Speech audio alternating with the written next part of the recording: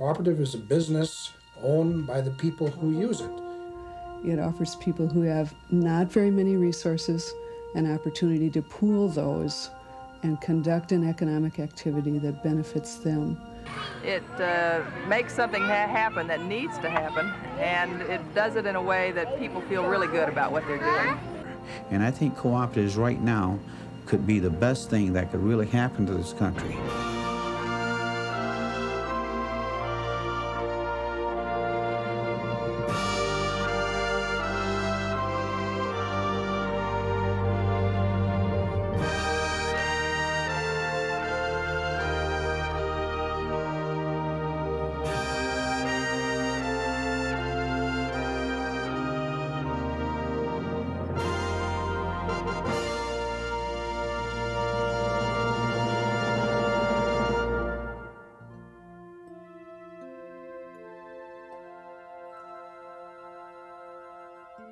Americans have always believed in working together to solve their problems.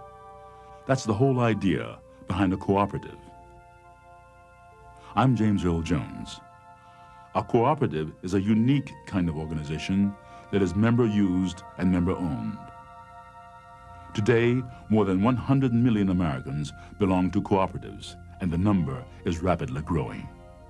You can join a cooperative to buy a home, get a loan, sell any kind of product, buy any kind of product, or provide yourself with a service like healthcare, electricity, or telephone.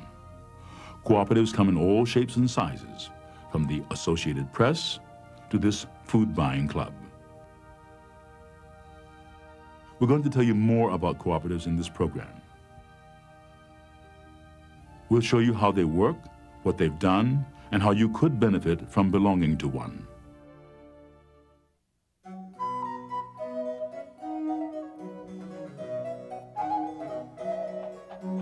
Our story begins in Philadelphia in 1752. There, Benjamin Franklin helped to found the country's first successful cooperative. Fire was a constant problem in colonial America. Franklin himself was a volunteer firefighter. He and other Philadelphians decided to put money in a pool to insure themselves in the event that their homes burned down. The idea was to share the cost and the risk of fire protection mutually. All persons inclined to subscribe to the articles of insurance of houses from fire in or near this city are desired to appear at the courthouse. This was the birth of the Mutual Insurance Company. Mutual companies were based on the ideas of self-help and mutual aid. Some of the largest insurers in the country began in this cooperative way. A group of farmers in Ohio tried the idea in 1926. They wanted to lower the cost of insuring their automobiles. Their risks were lower than city drivers, so they decided to form their own mutual insurance business. Farmer agents went door to door signing up their neighbors. In the first year, they sold 40,000 policies. Eventually, they grew into the nationwide mutual insurance company. The mood in colonial America was one that fostered cooperation. Americans, Franklin informed the world, were assisted by the goodwill of their neighbors.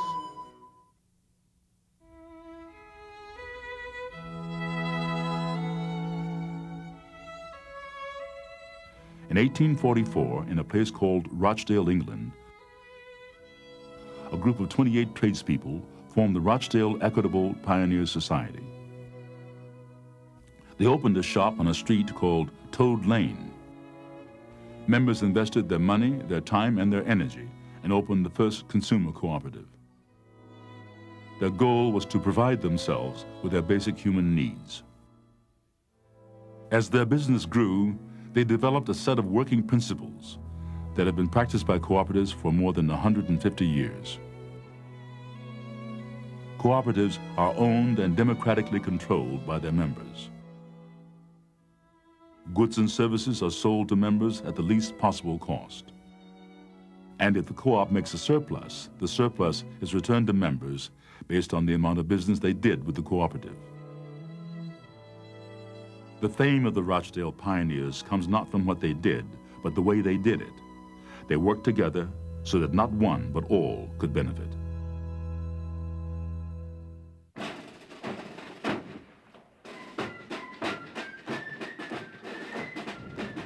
The need for a timely way to distribute news and information became evident during the War of 1812. Andrew Jackson fought the famous Battle of New Orleans, 2 weeks after a peace treaty had been signed in Paris. In the 1800s, news was sent from Europe to New York on transatlantic steamers. Back in those days, there was no transatlantic cable, and the only way to get news from Europe was to meet the steamships as they docked in New York. The various New York publishers decided that they wanted to scoop each other, and so they began sending reporters out in small boats, and then they would furiously row back to port and try to get their interviews in print so that they could beat their competition. Well, the publishers decided that it might be more efficient, certainly more economical, maybe even safer, since the reporters were beginning to fight, if they would send one reporter in one boat to interview the passengers, rush back and provide his interviews to all 6 of the newspapers. And that was the beginning of an association that later became the Associated Press. It began as a cooperative news-gathering service for New York newspapers, but membership grew to include all news-gathering organizations. By banding together and sharing expenses, newspapers, large and small, had equal access to the news that was shaping the nation. The AP is owned and controlled by the 1,500 American newspapers that use its news, and by the 6,000 American radio and television stations that are associate members of the Associated Press. About 1 billion people each day read, hear, or see Associated Press news. There's no way that any one member, one newspaper, one network, one television station or radio station could afford to do what the Associated Press does. It is a form of sharing the news and pictures of all of the members of the cooperative for the benefit of all of the other members of the cooperative. In 1857, one of the founders of the Associated Press published a book about the Rochdale pioneers, and the cooperative idea began to spread across America.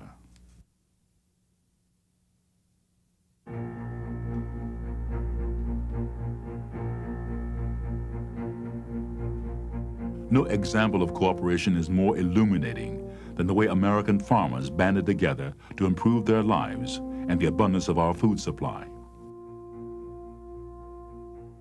With the completion of the Transcontinental Railroad, the nation began to expand. Millions of settlers moved west in search of wealth and vast fertile lands. The gold in California was not all found in the mines and streams. Much of it grew on millions of citrus trees. Growers dreamed of shipping their crops east, but shipping in small quantities was too expensive. Growers in Los Angeles decided to join together to market their crops cooperatively. By shipping in volume, they could reduce their transportation costs and share any profits. To advertise the product, someone suggested Kissed by the Sun, and the cooperative became known as Sun-Kissed Growers. Cooperatives revolutionized agriculture in this country. Many of the familiar brand names in supermarkets come from farmer-owned cooperatives. Though they function like large organizations, they are still jointly owned by their individual farmers, ranchers, and growers. Sunkist, for example, is owned by 800 producers and packing houses in California and Arizona. The Pinkerton family is one of its member owners. When you think of cooperatives and agriculture, you have to think of America. And there's some fundamentals that typify what it is to be an American. One of those is the ability to come together and give strength to the little guy. The co-op brings small small ranchers, 10, 15, 20-acre people into a marketing group. It brings all of our product together. It grades it according to size, color, and then it markets it across the country and across the world, in fact. Early in the century, one of the problems farmers faced was credit. Negative conditions like drought and insects made bankers look at farming as a risky business. With a charter from Congress, farmers were able to start a nationwide financial cooperative, tailored to the specific needs of agriculture. In essence, the system allowed farmers to borrow money from themselves. Over the years, the farm credit system has lent billions of dollars to its farmer members. Because of their remote locations, farmers also formed cooperatives to provide themselves with critical supplies like feed, seed, petroleum, and fertilizer. Arnie Weisenbeck and his family belonged to a supply cooperative called Cenex. The philosophy of cooperatives is to supply something that's needed.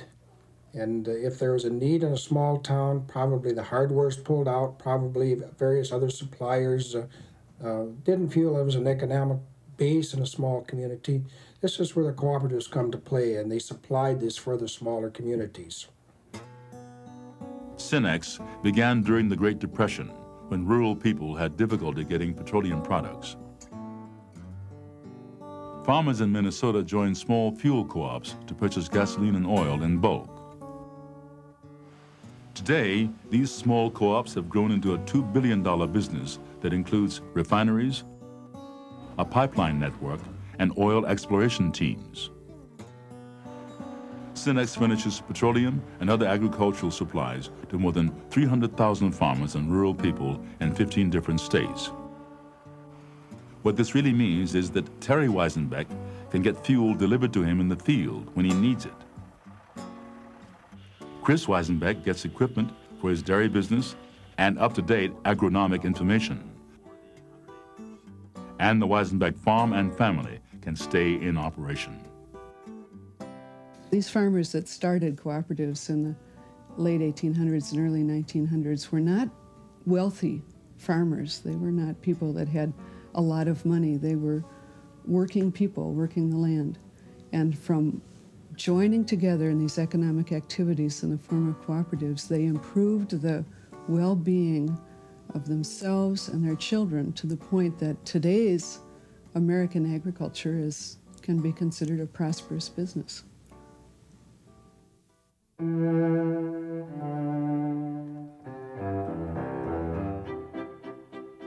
Over the years, millions of people arrived on these shores looking for the land of opportunity. But opportunity is hard to get without banking or credit. In the early 1900s, there was no way for average people to save or borrow money. The big banks lent primarily to big businesses. There was little hope of buying a home or an automobile or sending your kids to a better school. One emergency and you were financially ruined. One alternative was a cooperative bank called a credit union. In a credit union, groups of people put their savings into a pool and provide themselves with credit and banking services. The notion that average people could form their own banks was hard to accept in the 1920s. Visionaries like Edward A. Filene, a wealthy Boston merchant, and Roy Burgengren promoted credit unions as a means for social change. Then came the collapse of Wall Street. Millions of Americans lost faith in their banking system, and credit unions became a popular alternative for millions of people. Is this credit union a company deal? No. The company itself has nothing to do with it. They just let us use the room. It was organized by the employees and it's run by the employees. You have to work there to join. Today, 65 million Americans are members of credit unions. The country's largest credit union is owned by members of the U.S. Navy and Marines. It has nearly 1.4 million members and 81 branch offices. The obvious problem with sailors is they go to sea. And oftentimes, how do you write a check from a ship 2,000 or 3,000 miles away? A credit union can be formed by any association or organized group of people. Axle workers in Wisconsin have one. So do these migrant farm workers in Texas. This credit union in Salt Lake City is for the blind and visually handicapped. Most financial institutions are for profit, and the credit union is not for profit, but for service. People with disabilities often live on fixed incomes. Generally, the response is, well, we can't lend it to you because you're not a good risk. Since credit unions are cooperatives, members can make their own lending policies. I'm really, really a big fan of the credit union. I'm very gung-ho as far as the credit union is concerned because when I needed them, they helped me. Credit unions can also be formed to meet the specific needs of a community. In this Latino neighborhood in Washington, D.C., residents needed a way to cash checks, buy money orders, and save money. You know, the largest banks in the neighborhoods in the city are the liquor stores. That's where people change their checks. Many people in the area lost all their money in a savings club scandal. 3,000 people lost $6 million. And those 3,000 were mostly low-income people. Businesses and local leaders rallied to form what is known as a community development credit union. This particular certificate of insurance insures the deposits in your credit union up to $100,000. Any local business or resident can become a credit union member. This couple was one of the first to sign up. Right now, we don't have no saving account, nothing. So we are trying to save some money to open a business later on, or if they can help us to open a business. Credit union of this sort is for them the first step in mainstream. It's the first step of becoming a big part of the financial life of the country.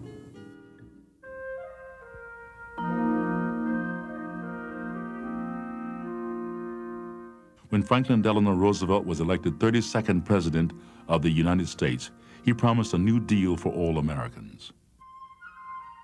The electrification of rural America was on his list. Without the Rural Electric Administration, half the country might still be turning on the power like this.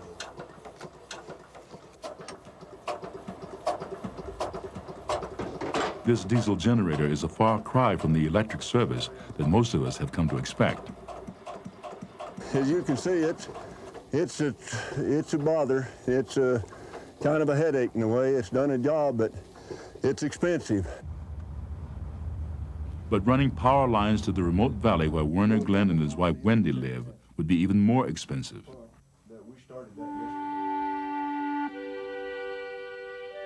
In the 1930s, 3 out of every 5 Americans were still living in the dark. Lacking electricity, rural families couldn't use the technological innovations of the 20th century. They had no chance to use Edison's incandescent bulb. Farm women still cooked over wood stoves.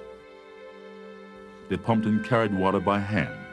They washed clothes in large black pots and ironed them with flat irons. The women called them sad irons, 6 or 7 pounds of solid iron that had to be heated on a wood stove. By noon, she might have blister atop blister on her hand.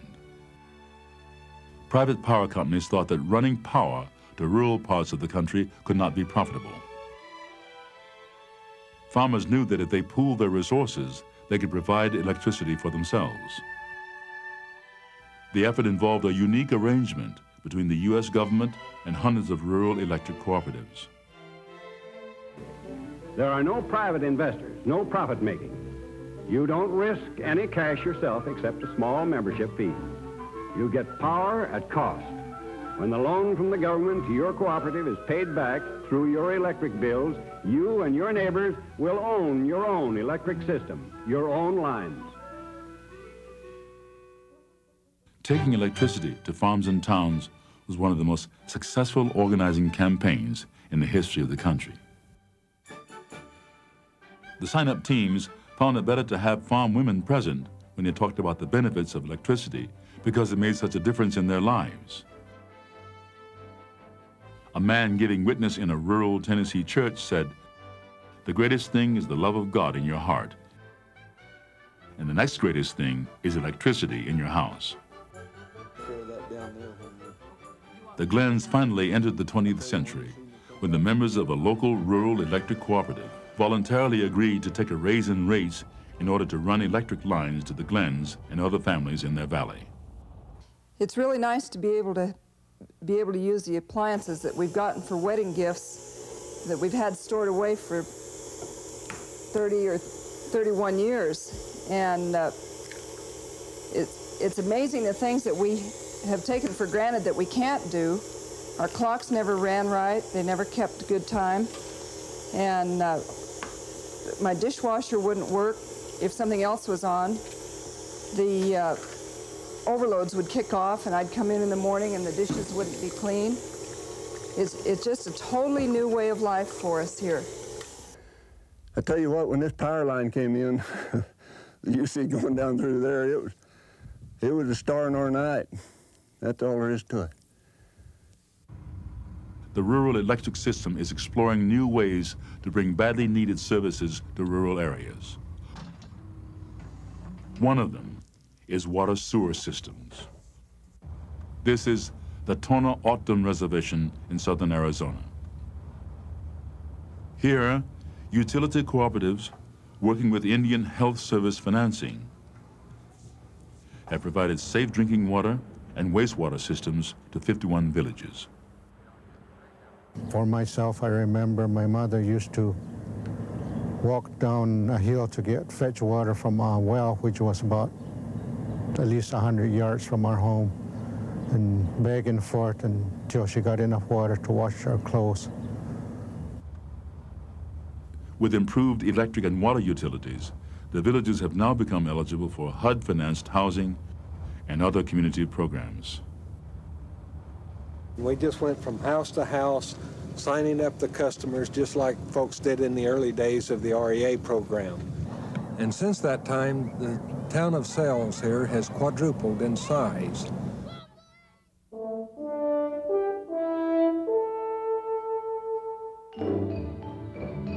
Follow the crowd to the Empire City, the Wonder City, the Windy City, the Fashion City. We've reached 1 million, 2 million, 5 million. Watch us grow, going up. In the 1930s and 40s, large cities like New York experienced severe housing shortages. Property prices soared, and working-class people could not afford decent dwellings. They lived in crowded, dangerous tenements and were often the victims of greedy slumlords. Housing for people of moderate means didn't exist in the city, and if it did, it was very, very poor housing. People got together and said, if we pool our resources, get together and have a vision for the future, we can make an impact in this city. Garment workers from the Amalgamated Clothing Workers Union decided to do something about their living conditions. They wanted decent homes for their children, ones they could own. Individually, they didn't have enough money to buy any kind of property. But when 350 prospective tenants pooled their money, they financed New York's first cooperative housing project for moderate income people. It was called Amalgamated Housing. The success of these garment workers inspired an explosion of cooperative home ownership in the city. Larry Cohen lives in Co-op City, Building 20B, Section 3, an apartment 4C, it'll always be. Today, more than 500,000 families live in cooperatives in the metropolitan New York area, many of them in Lower East Side Manhattan. What I've seen in other neighborhoods where there are no co-ops, where there are just maybe 6, 7-story tenement houses, right? For whatever reason, that neighborhood seems to go downhill and then all of a sudden vanish. Right? We've been here now approximately 60 years Here we are our own landlords. We own it. East side. West, you're looking. The residents take a special pride in their community. Oh yes, definitely. We're a family here. This is one of the safest streets, I would say, in Manhattan. It is just that. We love it. I mean, we wouldn't move. Residents have a strong democratic voice in how their co-op operates and the services it provides. Members voted to control resale costs to keep housing affordable for people in the neighborhood. The rent is not high, and the apartments are wonderful, and it makes the people like a family. When you rent something, you don't have the same feeling for it as if you own it. You'll take better care of it if you own it. Everyone's benefited by it. People who live in the cooperatives have benefited by having great housing. The city has benefited by having neighborhoods restored. There's no question that cooperatives have played a very vital role in New York City since the 30s and continues to this day. Cooperative housing isn't just for big cities. This is Greenbelt Homes in Greenbelt, Maryland. Greenbelt was one of the country's first planned communities.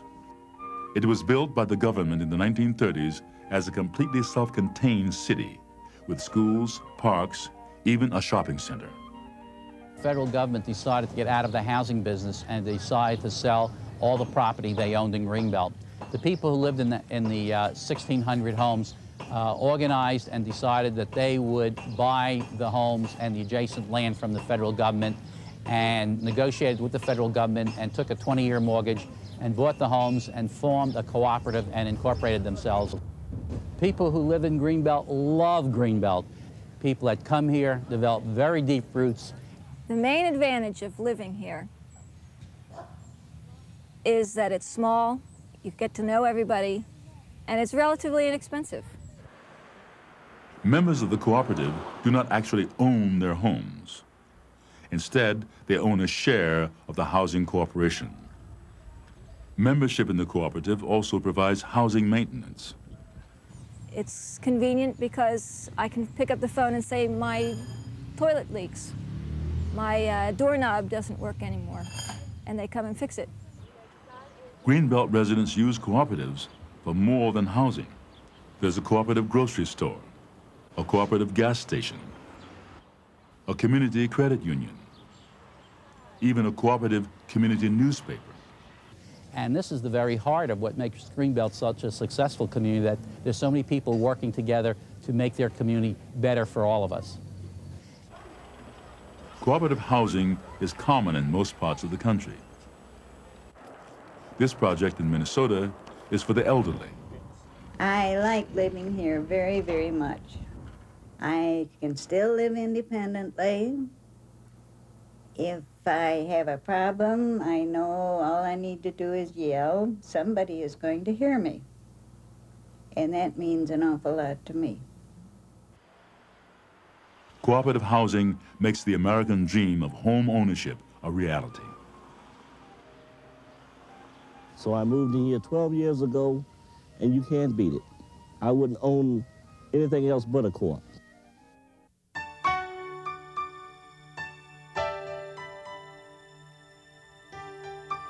Following World War II, many Americans were concerned about the plight of the hungry and homeless in Europe.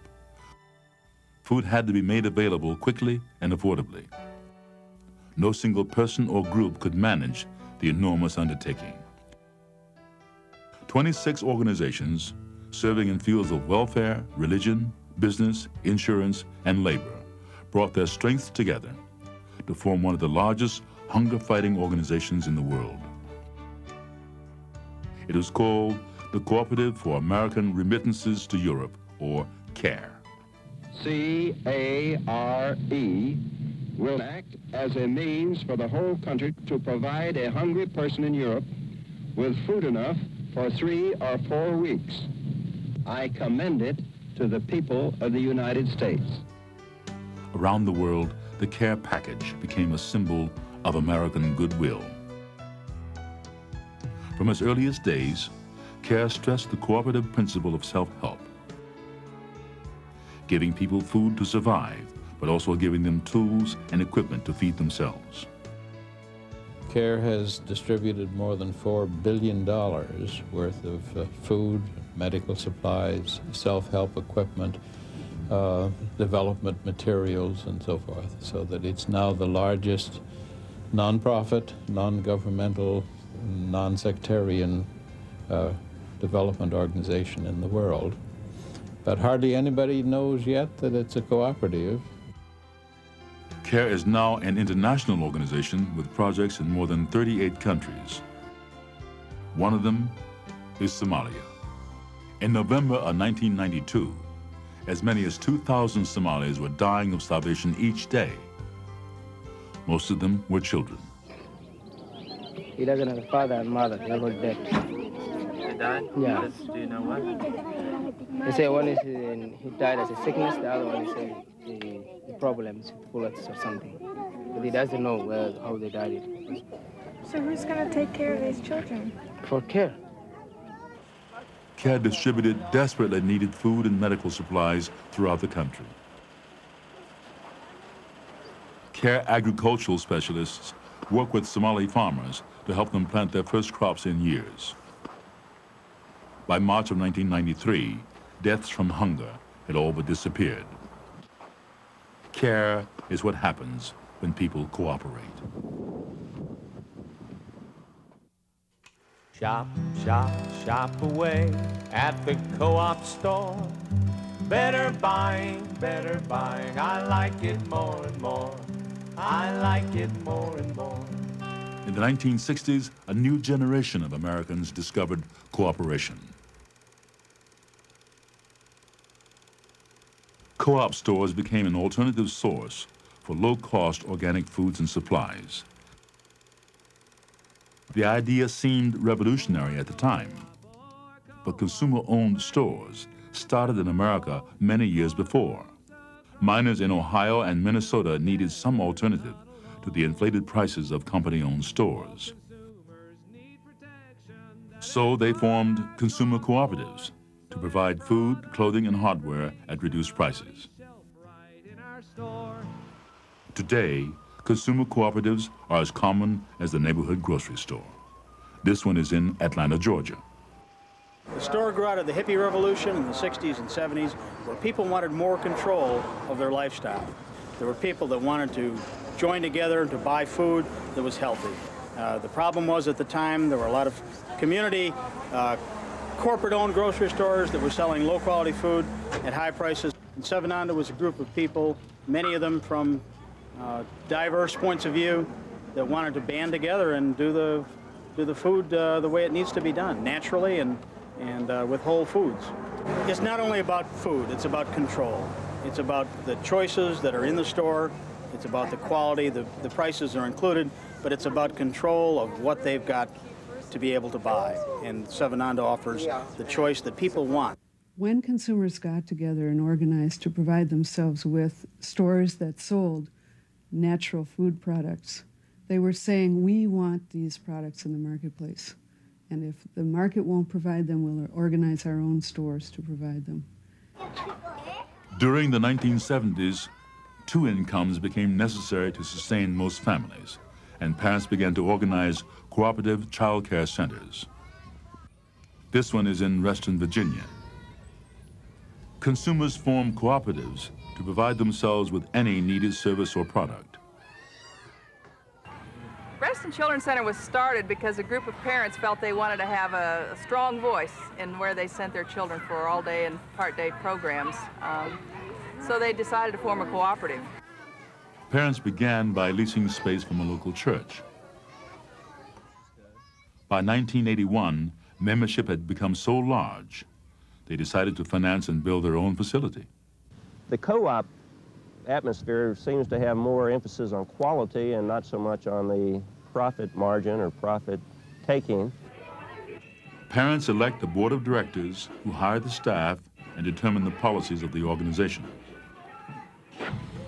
They also volunteer time to help reduce expenses. Being a co-op, just by definition, has the term of unity and people contributing to the total cause of the center. Cooperatives give parents a chance to be involved in their child's child care, and this is very important. Financing is often a problem for co-ops trying to get started. For this reason, an act of Congress in 1978 created the National Cooperative Bank. The bank's purpose is to help finance a wide range of consumer, housing, and business cooperatives. With this assistance, the cooperative idea has expanded. In the 1980s, interest in the environment and outdoor recreation prompted the growth of the largest consumer cooperative in America. It is called Recreational Equipment Incorporated, or REI. The cooperative was formed in the 1930s by famous mountaineers Lloyd and Mary Anderson. The idea was to furnish themselves and others with specialty mountain climbing gear that could only be obtained in Europe. From its first retail location in this gas station in Seattle, the cooperative now has 41 retail stores nationwide and more than 1 million members. It also has a division for mail order sales. REI is such a very large group that they buy, I would imagine, very large quantities of carabiners, helmets, clothing, anything that I'm looking for, and can pass the savings on to its members.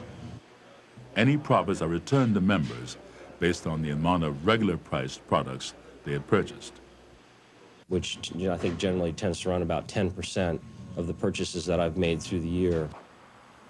REI members share a common concern for the environment. I grew up hunting and fishing and being in the outdoors, and it hurts me to see the environment destroyed or not cared for and nurtured. Because of this, REI members encourage their cooperative to support conservation and cleanup efforts that protect the outdoors for recreation.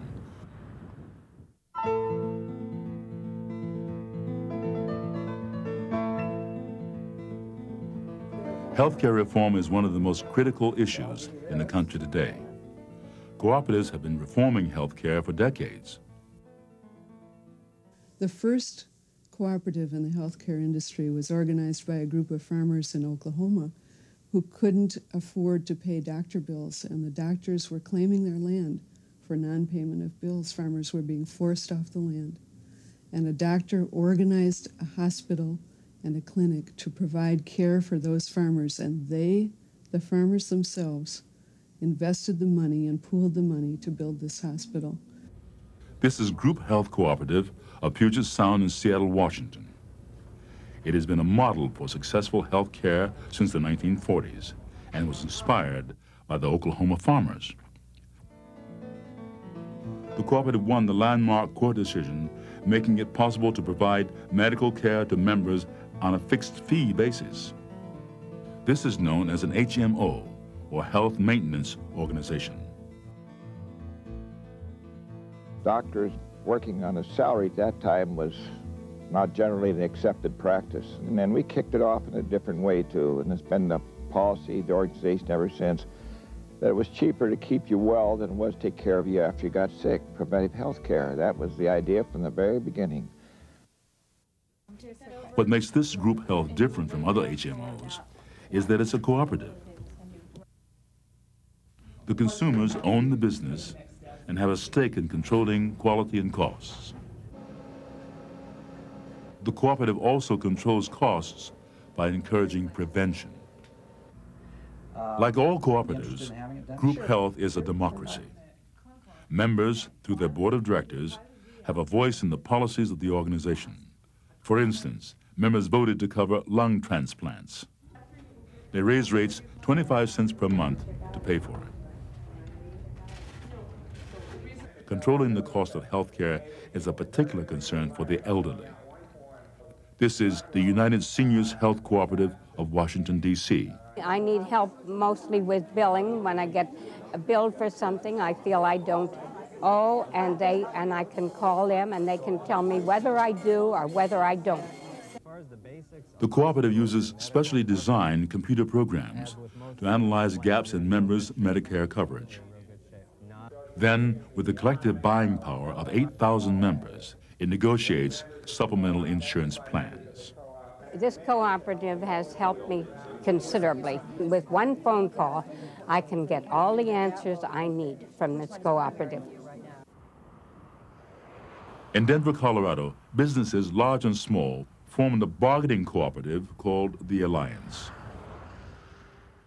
It started in 1988 with 5 employers who signed the original Articles of Incorporation. Within 18 months, it had 1,000 employers, 100,000 employee lives, and had become the 4th largest managed care organization in the state of Colorado. The co-op bargains collectively on behalf of its members with local physicians and hospitals. There's not much difference between a group of farmers getting together to find a way to ship grain to the market than a group of employers getting together to buy health benefits. For more than 50 years, cooperatives have been an effective cure for health care.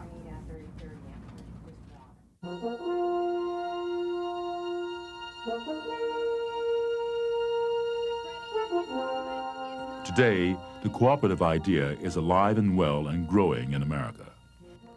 In inner cities, in small townships, in rural areas, and in businesses. Cooperatives are helping people to help themselves and changing lives for the better. This is South Central Los Angeles. Following the disturbances of 1992, South Central residents banded together to rebuild their community. Rather than wait for solutions, they formed the Community Development Credit Union. We are at the 54th and Crenshaw in the heart of South Central Los Angeles, and that's where the credit union will be located. It is the largest community development federal credit union per population in the United States. If you live in the area, work in the area, perform a service in the area, or go to church in the area, you can be a member of the credit union, and that's very important when banking services are very, very slim in this community. The credit union will finance affordable housing, small businesses, and churches in the area.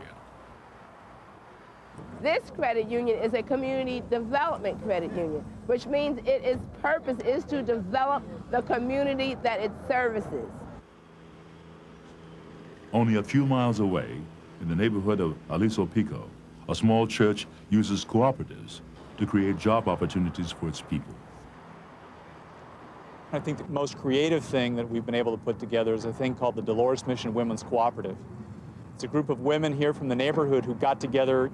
They needed to find work, but they didn't have childcare. The cooperative is the mothers working together. In the beginning, the mothers don't pay nothing the money. They bring the food, one mother's cooking, and the other mothers keep the children, and the other mothers looking for jobs. Well, I think the most interesting thing we've got going now is the thing which is behind you. It's called Homeboy Industries. We've got 2 projects, Homeboy Bakery and Homeboy Tortillas. They are economic development projects which are working to train and employ young men and women of the community, gang-impacted youth. You know what I mean? If you don't have a job, where are you going to be? Outside, or selling drugs, somehow to get money. So this is a good start for a lot of us. I guess the whole idea is for us to come up so the next homeboy could come up and you keep going so all of us just, you know, we all have a chance in life. I think a cooperative or some kind of a structure where people have a real say in not only what they're doing, but the way we go about doing it is, I think, something which is going to make sense, which provides community-based economic development, and I think is really faithful to what I, as a priest, and to what I think church-motivated and church movement people want to be doing. The lack of decent, affordable housing has destabilized many inner-city communities. In Washington, D.C., cooperative housing is a solution. We have a law here that says that you can't sell a building until you offer it to the tenants first.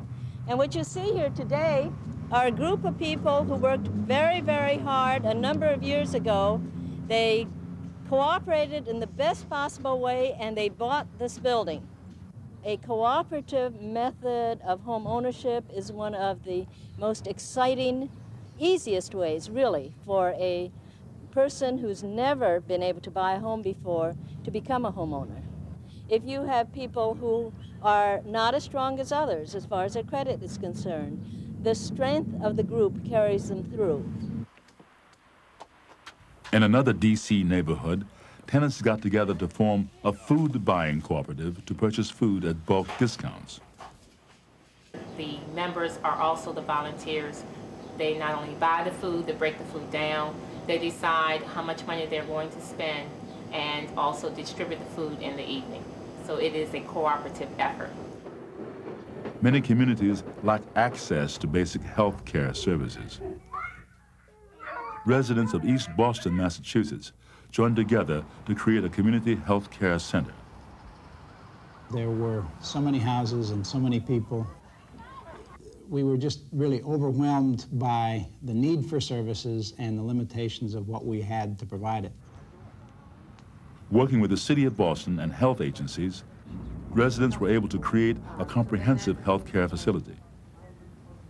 This nonprofit center is owned and controlled by the people who use it. It makes medical care easily available to a neighborhood of 33,000 people. Welcome to Davis, California, often called the City of Cooperatives. Here, consumer cooperatives create employment and small businesses.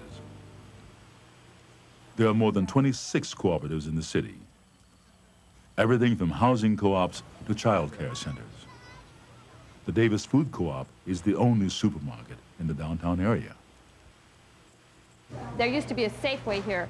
The Safeway decided to close down, and Central Davis at that point had no grocery store, and it was an ideal place for us to move in. We have about 4,000 members now. They realize that they are owners of the co-op, and they want to patronize it because of that. I've been a co-op member since back in 1979, I think, and when it was quite a small store. And now it's a much bigger store, but I still feel like it's my store, that when I come in, I'm part of what makes it all happen. Cooperatives thrive in Davis because they meet local needs. Well, first of all, cooperatives are not going to pick up and leave the community because business turns down. So you have, I think, stable places which are affordable for people to live. So that the food cooperative, for example, that started in my living room, now is among the largest employers in the city of Davis, and it's a good employer. It provides child care services and other kinds of things employees want. So how did that come about? Not through a loan, not really through government capitalization, but through many people putting small amounts of dollars together and then working hard to grow the business over the last 20 years. In the fields and towns of the rural South, the Federation of Southern Cooperatives helps African-American farmers hold on to a vanishing way of life.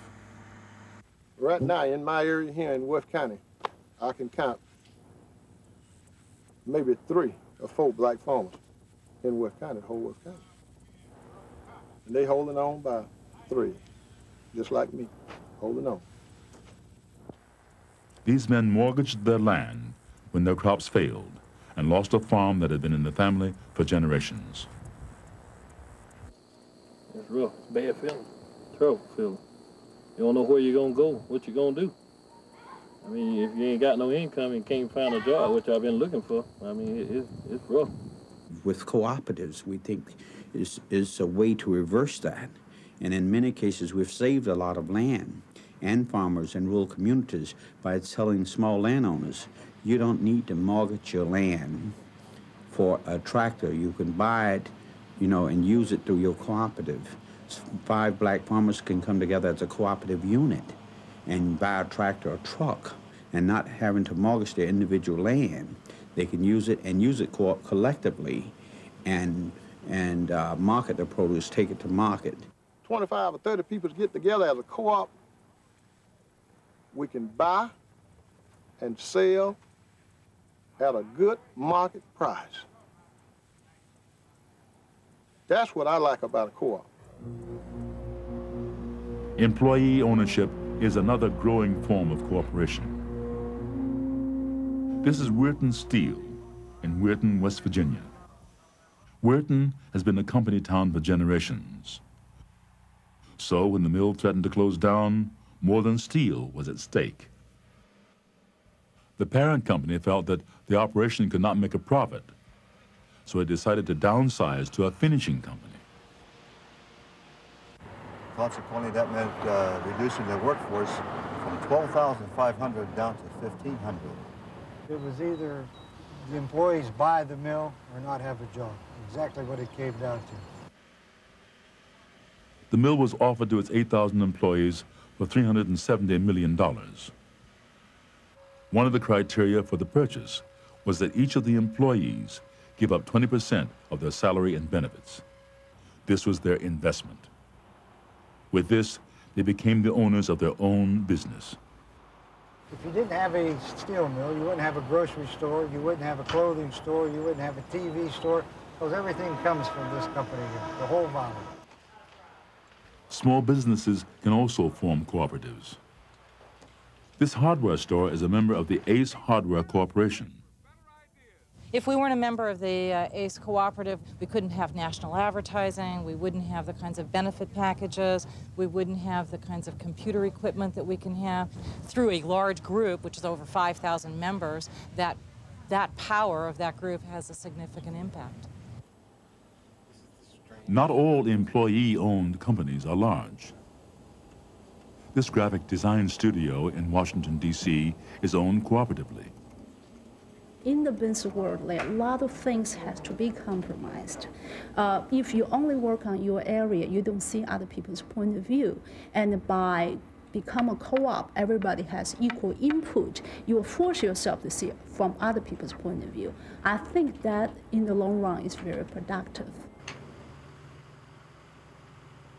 Taking high technology to rural America is the purpose of the NRTC.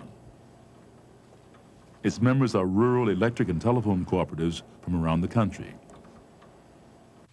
They have joined together to bring television and other communication services to rural areas.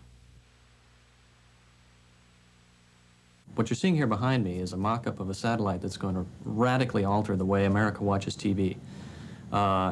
It is the backbone of a delivery system called direct broadcast satellite, which will enable rural Americans and urban Americans, for that matter, to receive over 150 channels of television over a satellite dish antenna only 18 inches across. The combined investment of many cooperatives partially financed the launching of the satellite. The co-op now purchases television programming and receiving equipment at volume discounts for its members. By providing the service economically and affordably, we're bringing rural America into the information age. Developing alternative sources of energy is an expensive proposition. This solar research center in California is a cooperative business formed by major utilities, corporations, and state and federal agencies. The ultimate goal of PVUSA is to determine the viability of large-scale applications of photovoltaics for the utility industry. By having a larger group of individuals involved in it, it's provided more monies for the development of PV and the purchases of separate systems, whereby if it was just one entity that was doing the research, there wouldn't be the funds available. Even governments can form cooperatives. Intelsat is the world's largest system of satellite communications. It is owned cooperatively by more than 130 different nations, including the U.S. In 1969, the cooperative made it possible to broadcast the first lunar landing to 500 million spectators around the world. One small step for man, one giant leap for mankind. As members of Intelsat, small countries like Ghana or the Philippines have access to the same technology as large countries. And this technology makes global communications a reality. So when we say the sky is the limit with cooperation, It's no exaggeration. For more than 200 years, cooperatives have been a vital part of America. They bring us news and information, an abundant supply of food, mutual insurance and credit unions, utilities, and consumer-owned businesses. They are a way to own a home, a way to show we care, and a way to help ourselves, our neighbors, and our communities. In cooperatives, men and women have in their hands the tools to fashion their own destiny.